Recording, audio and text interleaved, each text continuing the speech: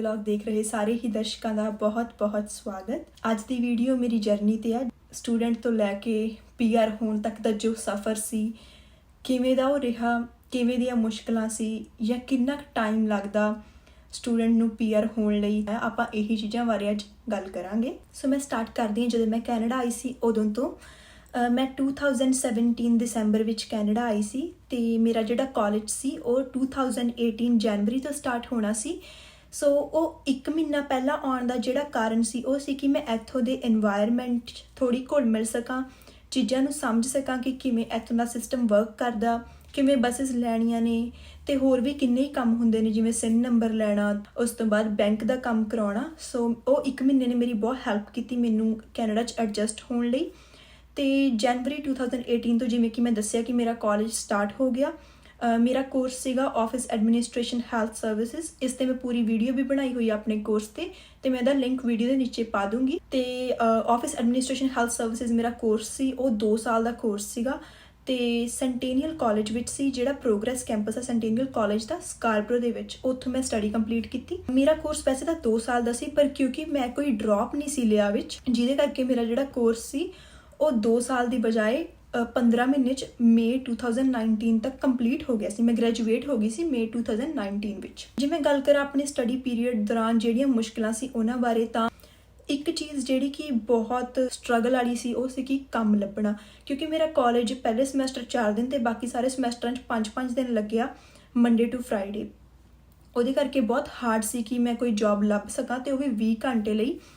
ਤਾਂ ਮੈਂ ਕਾਫੀ ਕੋਸ਼ਿਸ਼ ਕਰਦੀ ਰਹੀ। April 2018 ਤੱਕ ਮੈਨੂੰ ਪੱਕਾ ਕੰਮ ਮਿਲ ਗਿਆ ਇੱਕ ਰੈਸਟੋਰੈਂਟ ਦੇ ਵਿੱਚ। ਉਹ ਡਾਊਨਟਾਊਨ ਟੋਰਾਂਟੋ ਦੇ ਵਿੱਚ ਆ ਰੈਸਟੋਰੈਂਟ, ਅਤੇ ਕਾਫੀ ਅੱਛਾ ਰੈਸਟੋਰੈਂਟ ਆ। ਸੋ ਉੱਥੇ ਮੈਂ ਕੰਮ ਕਰਦੀ ਰਹੀ ਅਤੇ ਉੱਥੋਂ ਫਿਰ ਮੈਂ ਕਦੇ ਕੰਮ ਨਹੀਂ ਛੱਡਿਆ ਜਦੋਂ ਤੱਕ ਮੈਂ ਆਪਣੀ ਸਟੱਡੀ ਕੰਪਲੀਟ ਨਹੀਂ ਕੀਤੀ। ਨੋਰਮਲੀ ਮੈਂ 20 ਘੰਟੇ ਹੀ ਕੰਮ ਕਰਦੀ ਸੀ, ਕਈ ਵਾਰ 21 ਹੋ ਜਾਂਦੇ ਸੀਗੇ, ਪਰ ਮੇਰੀ ਕੋਸ਼ਿਸ਼ ਰਹਿੰਦੀ ਸੀ ਕਿ ਮੈਂ ਐਕਸੀਡ ਨਾ ਕਰਾਂ, ਨਾ ਮੈਂ ਰਿਸਕ ਲਵਾਂ ਆਪਣੇ ਵਰਕ ਪਰਮਿਟ ਦੇ ਨਾਲ।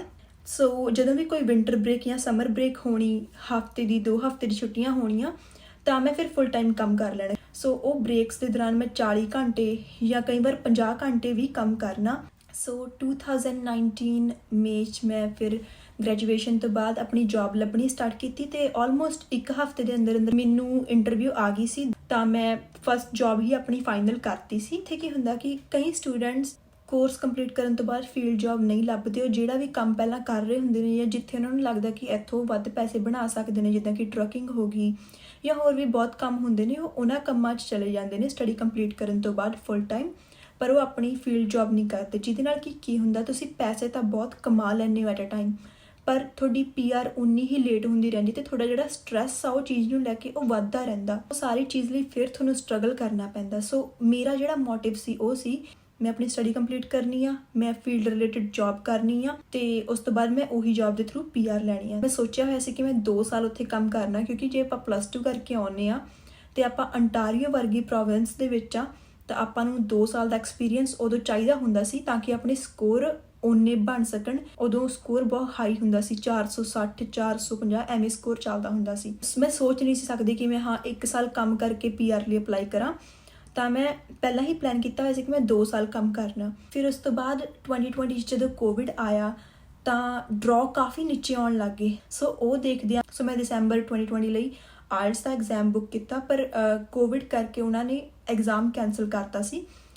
ਤਾਂ ਫਿਰ ਤੋਂ ਮੈਂ ਜਨਵਰੀ ਲਈ ਬੁੱਕ ਕੀਤਾ ਅਤੇ ਮੈਂ ਫਿਰ ਜਨਵਰੀ 'ਚ ਜਾ ਕੇ IELTS ਦਾ ਐਗਜ਼ਾਮ ਦਿੱਤਾ।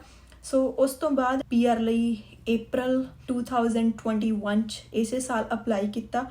ਸੋ ਮਈ 'ਚ ਜਾ ਕੇ ਮੇਰਾ ਇਨਵੀਟੇਸ਼ਨ ਆ ਗਿਆ। ਇਨਵੀਟੇਸ਼ਨ ਆਉਣ ਤੋਂ ਬਾਅਦ ਮੈਂ ਸਾਰੇ ਡਾਕੂਮੈਂਟਸ ਲਗਾਏ ਜਿੰਨੇ ਵੀ ਚਾਹੀਦੇ ਹੁੰਦੇ ਨੇ, ਅਤੇ ਉਸ ਤੋਂ ਬਾਅਦ ਕਰਦੇ ਕਰਾਉਂਦੇ 2.5 ਮਹੀਨੇ ਬਾਅਦ ਮੇਰੀ PR ਆ ਗਈ ਸੀ। ਸੋ ਇਹਦੇ 'ਚ ਜਿਹੜੇ ਮੈਂ ਕੁਛ ਚੀਜ਼ਾਂ ਕਲੀਅਰ ਕਰਨੀਆਂ ਚਾਹੂੰਗੀ ਉਹ ਆ ਕਿ ਇੱਕ ਤਾਂ ਜੇ ਤੁਸੀਂ ਆਪ ਸਾਰਾ ਕੁਝ ਸਹੀ ਕਰਦੇ ਆ ਰਹੇ ਹੋ, ਸਟੱਡੀ ਸਹੀ ਕੀਤੀ ਆ, ਉਸ ਤੋਂ ਬਾਅਦ ਤੁਸੀਂ BNOC ਦੀ ਜੋਬ ਕਰ ਰਹੇ ਹੋ, ਅਤੇ ਉਸ ਤੋਂ ਬਾਅਦ ਜਦੋਂ PR ਲਾਉਣੀ ਹੁੰਦੀ ਹੈ ਤਾਂ ਸਾਰਿਆਂ ਨਾਲੋਂ ਵੱਡੀ ਗੱਲ ਆਉਂਦੀ ਹੈ ਕਿ ਅਸੀਂ ਕਿੱਥੇ ਜਾਈਏ, ਹੈ ਨਾ, ਕਿਹਦੇ ਤੋਂ ਲਵਾਈਏ। ਤਾਂ ਪਹਿਲਾਂ ਆਪਾਂ ਸੋਚਦੇ ਹਾਂ ਕਿ ਕਿਸੇ ਲਾਇਰ ਕੋਲ ਜਾਂਦੇ ਹਾਂ। ਤਾਂ ਮੈਂ ਵੀ ਕਾਫੀ ਲਾਇਰਸ ਕੋਲ ਗਈ, ਮੈਨੂੰ ਤਾਂ ਪਤਾ ਕੀਤਾ ਕਿ ਉਹਨਾਂ ਦੀ ਫੀਸ ਹੁੰਦੀ ਸੀ ਜਿਵੇਂ $2,000 $3,000 4,000 ਇੱਦਾਂ ਸੀਗੀ। ਮੈਂ ਸੋਚਦੀ ਸੀ ਕਿ ਸਿਰਫ ਇੱਕ ਸਿੱਧੀ ਜੀ ਪ੍ਰੋਫਾਈਲ ਨੂੰ PR ਲਈ ਅਪਲਾਈ ਕਰਨ ਲਈ ਤੁਸੀਂ ਇੰਨੇ ਪੈਸੇ ਲੈ ਰਹੇ ਹੋ। ਮੈਨੂੰ ਉਹ ਚੀਜ਼ ਵਰਥ ਇਟ ਨਹੀਂ ਲੱਗੀ। ਤਾਂ ਮੈਂ ਤੇ ਮੇਰੀ ਫਰੈਂਡ ਨੇ ਮਿਲ ਕੇ ਅਸੀਂ ਆਪ ਹੀ ਸਾਰਾ ਕੁਝ ਲੱਭਿਆ ਤੇ ਆਪ ਪ੍ਰੋਫਾਈਲ ਬਣਾ ਕੇ ਆਪ ਹੀ ਐਕਸਪ੍ਰੈਸ ਐਂਟਰੀ ਵਿੱਚ ਲਾਈ, ਆਪ ਹੀ ਸਾਰੇ ਡਾਕੂਮੈਂਟ ਵਗੈਰਾ ਇਕੱਠੇ ਕੀਤੇ। ਜੋ ਵੀ ਫਾਰਮੈਟ ਸੀ, ਇੰਟਰਨੈਟ ਤੇ ਬਹੁਤ ਫਾਰਮੈਟ ਪਏ ਨੇ ਵੀ ਕਿਵੇਂ ਦਾ ਤੁਹਾਡਾ ਜੌਬ ਲੈਟਰ ਹੋਣਾ ਚਾਹੀਦਾ, ਉਹ ਸਾਰੇ ਫਾਰਮੈਟ ਦੇਖ ਕੇ ਜੋ ਵੀ ਬੈਸਟ ਲੱਗਿਆ ਉਵੇਂ ਕਰਦੇ ਗਏ। ਹਾਲਾਂਕਿ ਮਨ 'ਚ ਡਰ ਸੀ PR ਲਾਉਣ ਲੱਗੇ ਕਿ ਪਹਿਲਾਂ ਕਦੇ ਕੰਮ ਨਹੀਂ ਕੀਤਾ, ਪਤਾ ਨਹੀਂ ਕਿਵੇਂ ਰਹੂਗਾ। ਪਰ ਇੱਕ ਸਾਈਡ ਇਹ ਵੀ ਸੀ ਕਿ ਜੇ ਆਪਣਾ ਸਾਰਾ ਕੁਝ ਸਹੀ ਆ, ਸੋ ਡਰਨਾ ਵੀ ਕਿਸ ਗੱਲੋਂ।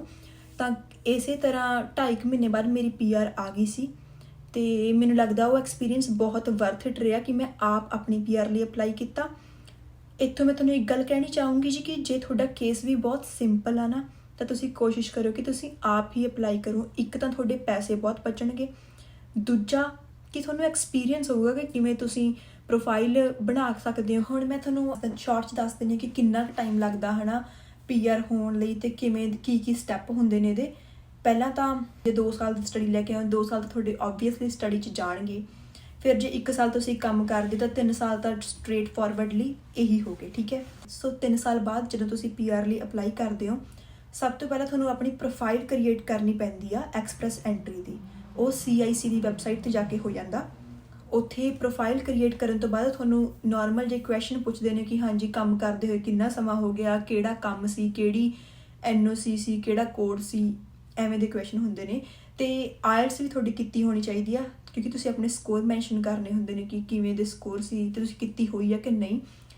ਜੇ ਤੁਸੀਂ IELTS ਨਹੀਂ ਕੀਤੀ ਹੋਈ ਜਾਂ SELPIP ਨਹੀਂ ਕੀਤਾ ਹੋਇਆ, ਕੋਈ ਵੀ ਮਤਲਬ ਇਹਨਾਂ ਦੋਨਾਂ 'ਚੋਂ ਇੰਗਲਿਸ਼ ਦਾ ਐਗਜ਼ਾਮ ਨਹੀਂ ਦਿੱਤਾ ਹੋਇਆ, ਤਾਂ ਤੁਸੀਂ ਪ੍ਰੋਫਾਈਲ ਨਹੀਂ ਕ੍ਰੀਏਟ ਕਰ ਸਕਦੇ। ਸੋ ਪ੍ਰੋਫਾਈਲ ਕ੍ਰੀਏਟ ਕਰਨ ਤੋਂ ਬਾਅਦ ਸੈਕੰਡ ਸਟੈਪ ਹੁੰਦਾ ਤੁਹਾਨੂੰ ਵੇਟ ਕਰਨੀ ਆ।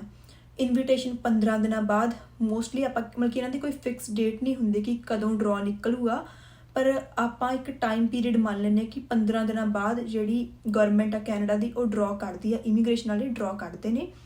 ਸੋ ਮੰਨ ਲਓ ਜੀ ਅੱਜ ਤੋਂ 15 ਦਿਨਾਂ ਬਾਅਦ ਤੁਹਾਡਾ ਡਰਾ 'ਚ ਤੁਹਾਡੀ ਕੱਟ ਆਫ ਸਕੋਰ ਆ ਜਾਂਦਾ ਹੈ। ਜੇ ਮੈਂ ਕਹਾਂ ਕਿ ਮੇਰੇ 450 ਸਕੋਰ ਬਣਦਾ ਤੇ ਕੱਟ ਆਫ ਆ ਗਈ 430 ਦੀ, ਤਾਂ ਓਬਵੀਅਸਲੀ ਫਾਈਲ ਚੱਕੀ ਜਾਊਗੀ ਆਪਣੀ। ਤਾਂ ਫਿਰ ਆਪਣੇ ਕੋਲ ਇਨਵੀਟੇਸ਼ਨ ਆਉਂਦਾ ਇੱਕ ਕਿ ਹਾਂਜੀ ਤੁਸੀਂ ਹੁਣ ਆਪਣੇ ਡਾਕੂਮੈਂਟਸ ਲਾ ਸਕਦੇ ਹੋ। ਡਾਕੂਮੈਂਟਸ ਲਾਉਣ ਤੋਂ ਬਾਅਦ ਤੁਹਾਡਾ ਆਪਣਾ ਪਾਰਟ ਖਤਮ ਹੋ ਜਾਂਦਾ, ਤੁਸੀਂ ਆਪਣਾ ਕੰਮ ਡਨ ਕਰ ਦਿੰਦੇ ਹੋ। ਤੁਹਾਨੂੰ ਜਿਹੜੀ ਇਮੀਗ੍ਰੇਸ਼ਨ ਦੀ ਫੀਸ ਹੁੰਦੀ ਆ ਉਹ ਭਰਨੀ ਪੈਂਦੀ ਆ। ਉਸ ਤੋਂ ਬਾਅਦ ਤੁਸੀਂ ਬਸ ਵੇਟ ਕਰਨਾ ਹੁੰਦਾ ਕਿ ਕਦੋਂ ਤੁਹਾਡਾ ਕੁਝ ਕਲੀਅਰ ਹੁੰਦਾ। ਮੇਰਾ ਜਿਵੇਂ ਸਾਰਿਆਂ ਨਾਲੋਂ ਪਹਿਲਾਂ ਮੋਸਟਲੀ ਇਹੀ ਹੁੰਦਾ ਸਾਰਿਆਂ ਦਾ ਹੀ ਕਿ ਜਿਵੇਂ ਸਾਰਿਆਂ ਨਾਲੋਂ ਪਹਿਲਾਂ ਮੈਡੀਕਲ ਤੇ ਬਾਇਓਮੈਟ੍ਰਿਕ ਪਾਸ ਹੁੰਦੇ ਨੇ, ਮਹੀਨਾ ਕੁ ਲੱਗ ਜਾਂਦਾ ਅਪਰੋਕਸੀਮੇਟਲੀ।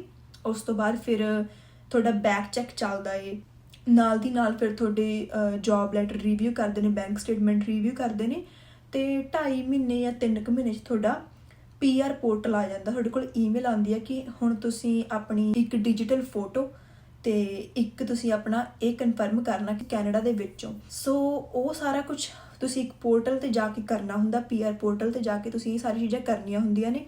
ਉਸ ਤੋਂ ਬਾਅਦ ਤੁਸੀਂ ਵੇਟ ਕਰਨੀ ਹੁੰਦੀ ਹੈ CO PR ਦੀ।